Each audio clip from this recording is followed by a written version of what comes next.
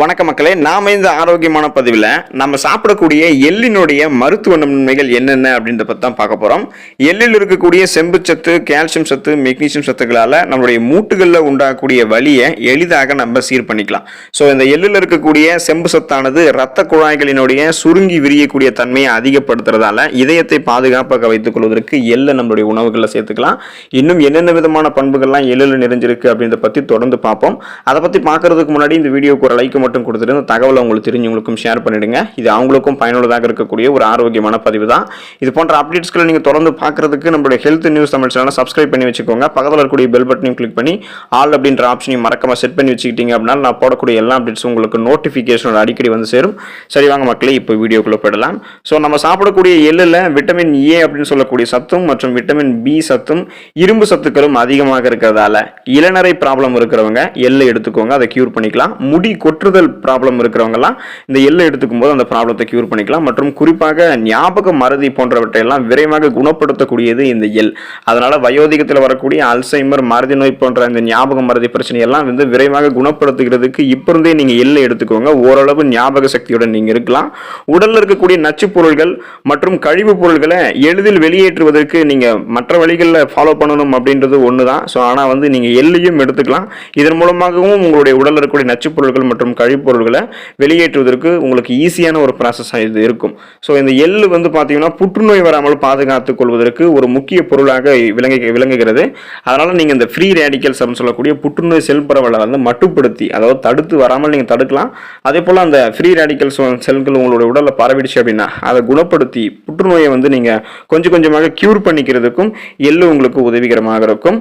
எள்ளில் magnesium, omega 3, calcium, phosphorus என அனைத்து விட்டமின்களுமே இருக்கு. கருப்பு எள் வந்து உங்களுடைய உடல்ல புற்றுநோய் செல்கள் உருவாவதை தடுத்து மூளை செல்களை அதிகமாக உருவாக்குது. எள்ளில் இருக்கக்கூடிய செசாமின் அப்படின்னு சொல்லக்கூடிய பொருள் தான் உங்களுடைய உடல்ல புற்றுநோய் உருவாகாமல் தடுக்கிறது. பெண்களுக்கு மார்பக புற்றுநோய் வராமல் தடுக்கிறதுல எள்ளு மிக முக்கியமான ஒரு பங்களிப்பு செய்யுது. இரத்த நாளங்கள்ல வரக்கூடிய புற்றுநோய் செல்களை அழிச்சு பெருங்குடல் மற்றும் கல்லீரலில் உருவாகக்கூடிய புற்றுநோய்களையுமே தடுக்குது. ஸோ குறிப்பா சொல்லணும் அப்படின்னா இந்த எள்ளுல புற்றுநோயை தடுக்கக்கூடிய காரணிகள்லாம் ரொம்ப ரொம்ப அதிகம். உங்களுக்கு புற்றுநோய் வராமல் நீங்க முன்னாடியே தடுக்கணும்னு நினைச்சீங்கன்னா இப்ப இருந்தே எள்ளை எடுத்துக்கோங்க. புற்றுநோய் இருக்கு அப்படின்னாலும் அதை கொஞ்சம் கொஞ்சமாக குணப்படுத்திக்கிறதுக்கு எள்ளை தங்களுடைய உணவுகளை நீங்க சேர்த்து எடுத்துக்கலாம்.